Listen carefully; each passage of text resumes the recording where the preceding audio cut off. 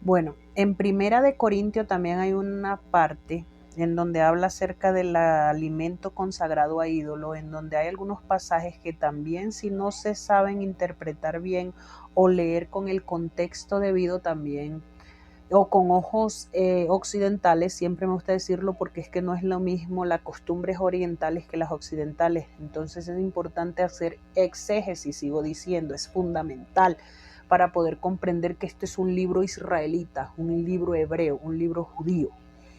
¿Ya? Y no quiero decir con esto que solamente aplica, sino que todas las personas que vienen a Dios y que lo aceptan como su Dios tienen que vivir de acuerdo a este parámetro. Ese es el pacto. Entonces, con el tema de los alimentos, que venimos hablando que si ahora sí podemos comer de todo y que no, que ya Dios limpió todos los alimentos. Entonces, he venido haciendo una serie de todos esos capítulos que hay para que podamos entender mejor realmente si es así o no.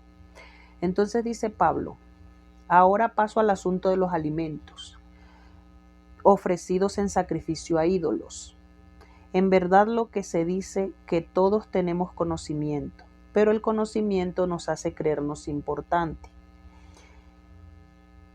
en tanto que el amor nos hace crecer espiritualmente. Si alguien cree que conoce algo, todavía no lo conoce como lo debe conocer, pero si alguien ama a Dios, Dios lo conoce a él. En cuanto a esto de comer alimentos ofrecidos a ídolos, bien sabemos que un ídolo no tiene valor alguno en el mundo y que solamente hay un Dios, pues aunque en el cielo y en la tierra existan esos llamados dioses, y en este sentido hay muchos dioses y muchos señores, para nosotros no hay más que un solo Dios, el Padre, en quien todo tiene su origen y para quien nosotros existimos. Y hay también un solo Señor, Jesucristo, por quien todas las cosas existen, incluso nosotros mismos. Pero no todos saben esto. Algunos que estaban acostumbrados a adorar ídolos, porque acuérdate que todas las cartas que los apóstoles enviaron fueron a gentiles que se convirtieron y ya hacen parte del pueblo de Israel, por eso habla en pasado, todavía comen de esos alimentos pensando que fueron ofrecidos a dioses, y su conciencia, que es débil, los hace sentirse contaminados con el ídolo. Claro que el que Dios nos acepte no depende de lo que comamos, pues no vamos a ser mejores por comer ni peores por no comer, pero eviten que esa libertad que ustedes tienen hagan caer en pecado a los que son débiles en la fe, porque si tú que sabes estas cosas te sientas a comer en un lugar dedicado a los ídolos y algún hermano débil te ve, puede suceder que él se anime a comer de esa ofrenda hecha a un ídolo, y así tú por tu conocimiento haces que se pierda tu hermano débil, por quien Cristo también murió. Al herir la conciencia de los hermanos débiles en la fe, pecan ustedes contra Cristo mismo. Por eso, si por causa de mi comida hago caer en pecado a mi hermano, mejor será no comer carne nunca para no ponerlo en peligro de pecar. Entonces entendamos y vamos al contexto y hacer la exégesis. En ese tiempo, por eso hay que conocer también de la historia para poder entender. Jamás ibas a encontrar en Israel una venta de animales que no aparecen en Levítico 11 o en Deuteronomio 14 acerca de los que se pueden y no se pueden comer. Cuando hablan acá de alimento, no están hablando de carne de animal impuro, evidentemente era de carne de cordero o de animal que sí se podía consumir, solamente que aquí el dilema era que si era sacrificado a ídolos o no. Recordemos que había muchos gentiles a los alrededores que aunque muchos se convirtieron, muchos otros seguían practicando sus rituales a otros ídolos, a otras deidades, y también como en el pueblo de Israel, ellos también se acostumbraban a sacrificarle animales a sus ídolos. ¿Qué pasa? Aquí el dilema no era si era un cerdo o no, porque evidentemente no lo era, podría ser un carnero porque eran los que más se utilizaban para los sacrificios, pero aquí el punto no era el tema del animal en sí, sino para el motivo por el cual fue sacrificado.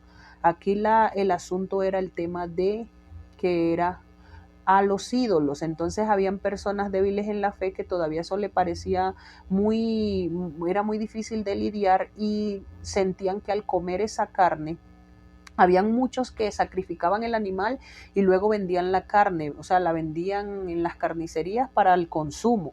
Y ahí era donde había, por eso que hay una parte donde Pablo dice que de todo lo que hay en la carnicería, no preguntéis por nada por motivo de conciencia.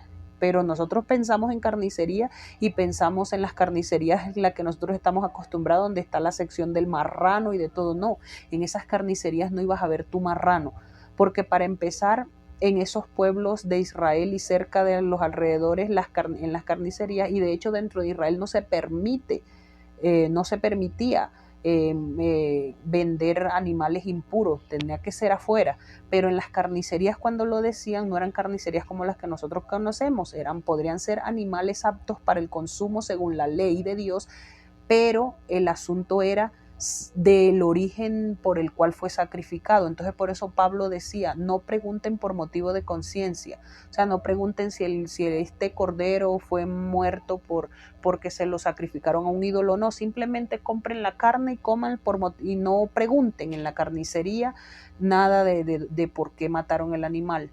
No, porque según en la carnicería podían comer marrano, culebra y todo, y no pregunten nada, no, porque Pablo guardó celosamente la Torá toda su vida y jamás iba a mandar a los nuevos creyentes o los nuevos miembros del pueblo de Dios a comer un animal prohibido en la ley de Moisés, en la ley que el Señor le dio a Moisés en el monte Sinaí, jamás.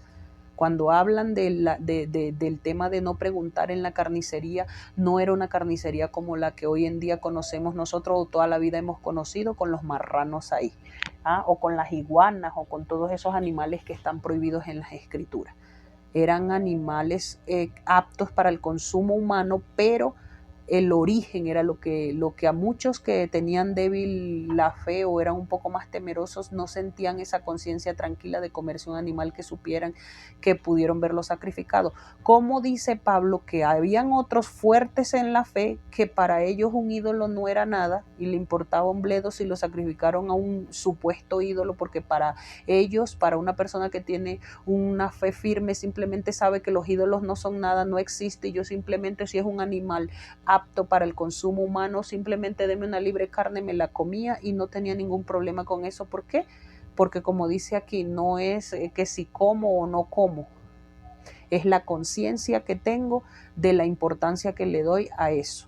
Pero siempre que hablamos de comida acá en las escrituras, tengamos en cuenta que no estamos hablando de la comida con la que nosotros como occidentales crecimos, sino como en el Medio Oriente los israelitas tenían la noción y tienen hasta el día de hoy la noción de comida. No es la misma que tenemos nosotros en estos países, donde el animal cualquiera que se mueva para nosotros era alimento, para muchos. Allá no. Allá los únicos animales que se le consideran alimento son los que están en Levítico 11 como animales puros. Para nosotros poder entender y hacer exégesis de todos estos pasajes, tenemos que comprender eso, en qué ambiente y en qué contexto se dieron las cosas, para poder comprender las cosas, y lo vamos a poder ver de una forma distinta. No como muchos empiezan a pasar versículos a lo loco para justificar que sigan comiendo de todo, porque no conciben que un cerdo o un animal de esos impuros que dicen las escrituras pueda no ser comida, porque es la noción mental en la que fuimos criados. Pero si queremos servir a Dios y queremos hacer parte de su pueblo, debemos adherirnos a sus leyes, a las leyes israelitas. Recuerda que, como dice la carta de los Efesios, ya no somos extranjeros ni advenedizos, sino ya hacemos parte de un pueblo que tiene leyes y normas, y también en la alimentación. Lamento decirte.